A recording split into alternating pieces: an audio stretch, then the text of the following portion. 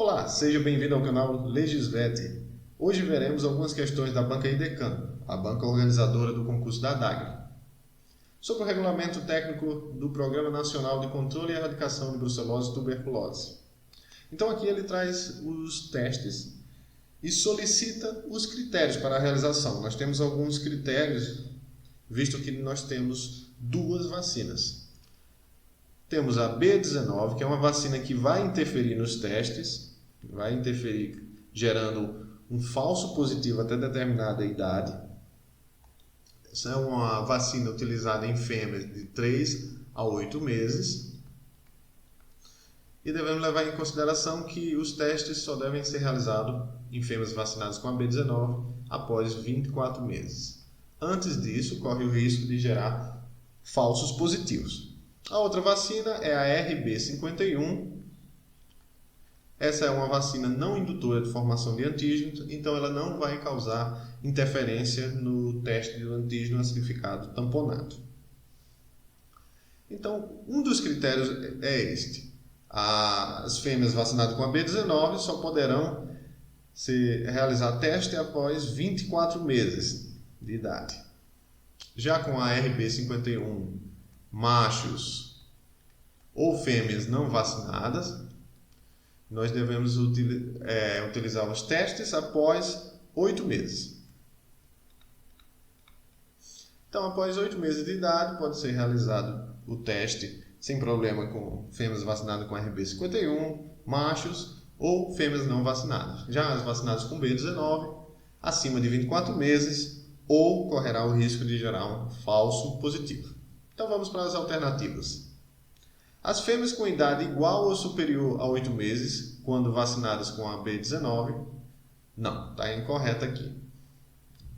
Só pode ser com 24 meses, acima, igual ou superior a 24 meses.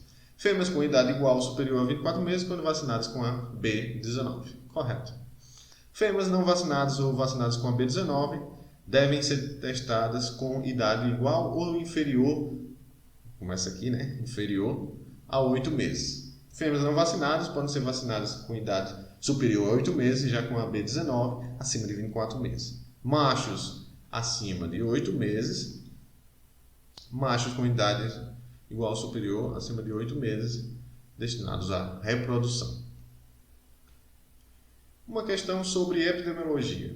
Então, nós temos os conceitos de infectividade, é a propriedade do agente de poder alojar-se e multiplicar-se dentro de um hospedeiro. Então, aqui são conceitos, está correto? Virulência é a capacidade do agente produzir casos graves ou fatais, correto? Caso índice é o primeiro caso que chama a atenção do investigador, é aquele que origina uma série de ações, visitas e passos necessários para se conhecer um foco de infecção.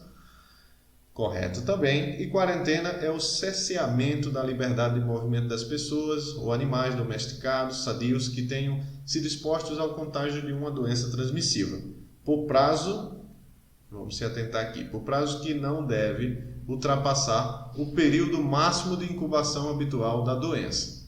Aqui pode gerar uma certa confusão, contudo essa alternativa foi considerada pela banca correta. E nós temos nos manuais de conceitos em saúde do Ministério da Saúde é exatamente isso, por prazo que não deve ultrapassar o período máximo de incubação habitual.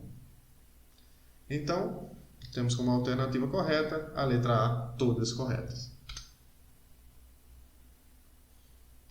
Sobre o programa de febre aftosa, a gente dá para responder essa questão lembrando que a febre aftosa ela acomete animais de casco fendido, então não vai acometer equinos. Então tem equinos aqui, falsa, bovinos suínos, equinos também, falsa. O foco de febre aftosa é quando há o registro de 5 ou mais casos confirmados, falso. Para a maioria das doenças, o foco é a partir de 1. O Ministério da Saúde é o órgão responsável pela coordenação e gestão de emergências ou sanitárias de febre aftosa. Incorreto também, que é o Ministério da Agricultura. Foco de febre aftosa é o registro de pelo menos um caso confirmado de febre aftosa. Está correto. Pelo menos um caso confirmado de febre aftosa gera um foco dessa doença. Lembrando que se a gente tiver um caso de lesões vesiculares em bovinos, bubalinos e também equinos, a gente pode suspeitar de estomatite vesicular, que é do diagnóstico diferencial. A estomatite vesicular acomete os equinos. Próxima questão sobre o conceito das agências de defesa agropecuária dos estados. É responsabilidade do órgão estadual da Defesa Sanitária Animal executar medidas de vigilância e de fiscalização conforme competência. Correto? Definir, coordenar, supervisionar e fiscalizar as atividades de prevenção e vigilância. Então, a definição, a coordenação e as demais atribuições em um nível estratégico passam a ser do Ministério da Agricultura, na instância superior. Aplicar as medidas sanitárias estabelecidas pelo Serviço Veterinário Oficial. Aplicar as medidas, isso aqui é para iniciativa privada, produtores. Coordenar o programa nacional. Não tem como a defesa do Estado do Ceará coordenar a nível nacional. Estabelecer estratégias para a integração de instâncias intermediárias e local do Sistema Unificado de Atenção à Sanidade Agropecuária, que é o SUASA. Aqui também não, visto que a instância intermediária é o próprio Estado. Então a gente tem como a instância superior a nível federal, a instância intermediária estadual e a local municipal. Alternativa correta, letra A.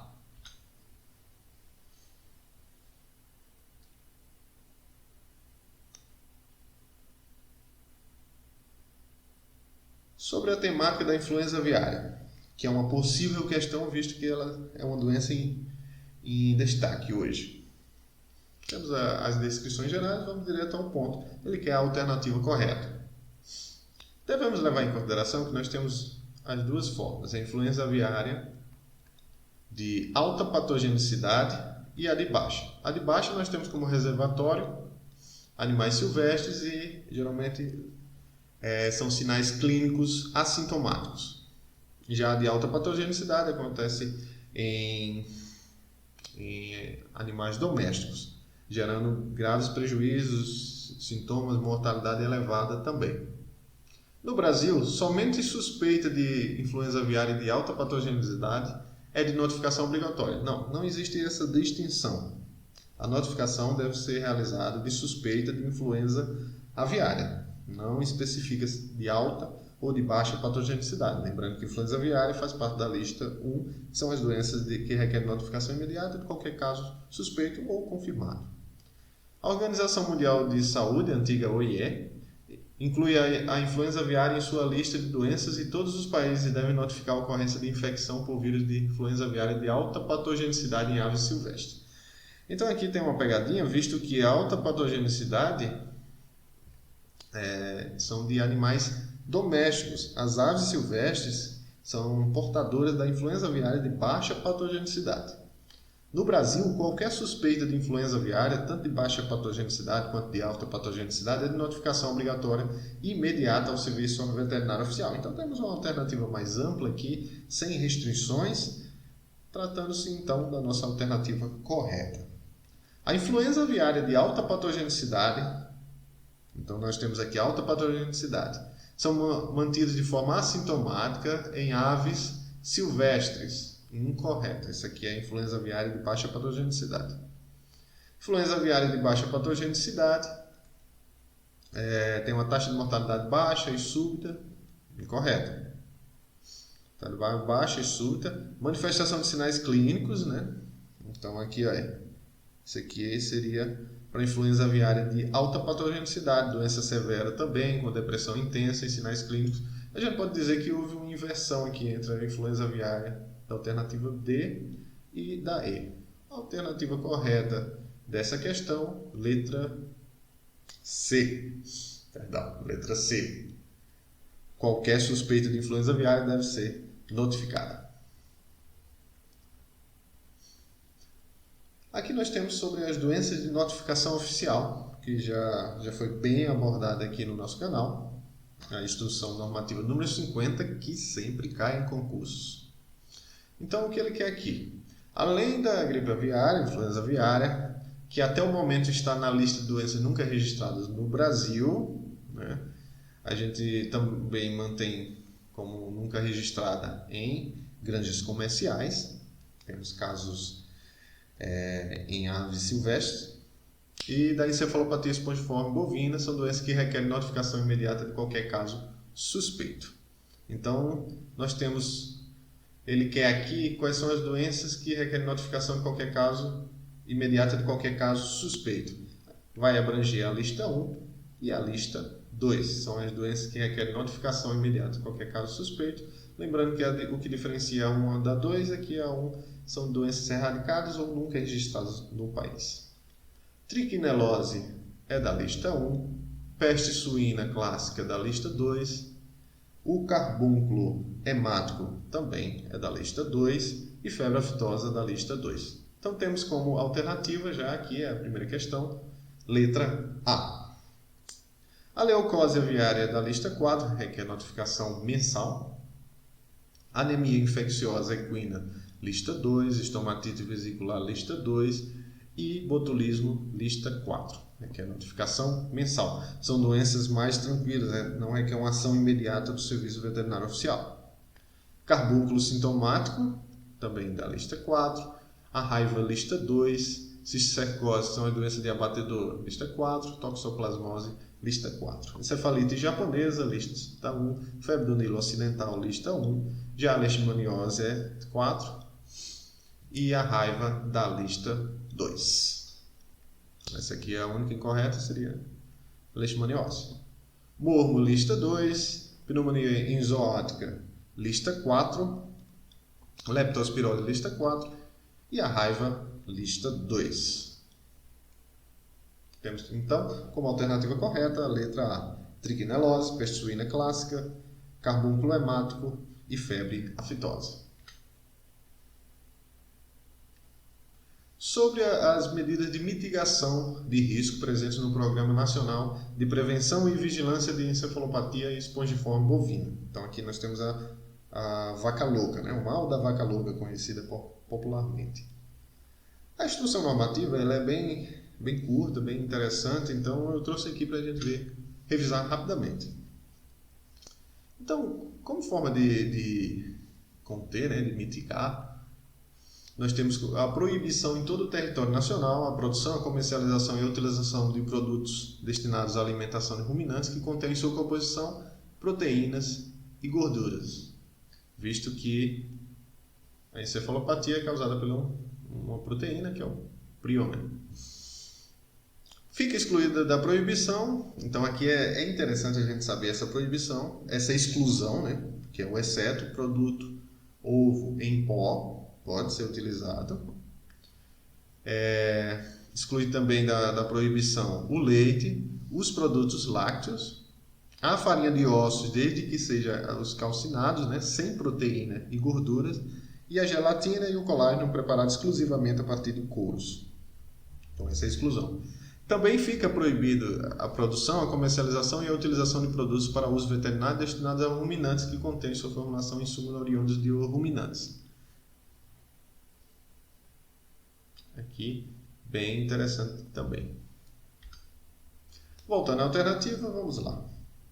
Não alimentar bovinos com certos produtos de origem animal, exceto a cama de frango, que é a cama de aviário, e os resíduos de exploração suína. Esse exceto aqui está incorreto, nós não vimos essas exceções, a cama de aviário e o resíduo de exploração de suínos são proibidos, inclusive se for fiscalizada uma propriedade e animais estavam com acesso à cama de aviário, todos os animais devem ser enviados para abate, preventivamente.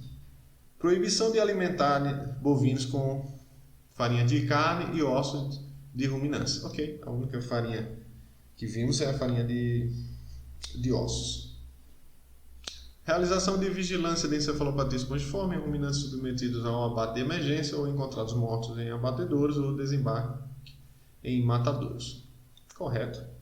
Retirada de materiais de risco especificado, o ilho distal, tonsilas, olhos, encéfalo e medula espinhal para encefalopatia espongiforme bovina em estabelecimento de abate. Então, existe essa retirada desses materiais de risco especificados durante o abatedor para evitar o seu uso na alimentação. Contudo, a banca considerou essa alternativa incorreta, provavelmente pela questão da idade. O ilho distal e as tonsilas, elas são retiradas em qualquer caso, né? Qualquer idade. Então, qualquer idade, você faz a retirada do ilho distal e das tonsilas. Já os olhos, encéfalo e medula espinhal, nós vamos ter a retirada em animais com idade igual ou superior a 30 meses. Então, é questionável essa alternativa, visto que não possui um erro em si, mas o gabarito da questão considerou como falsa.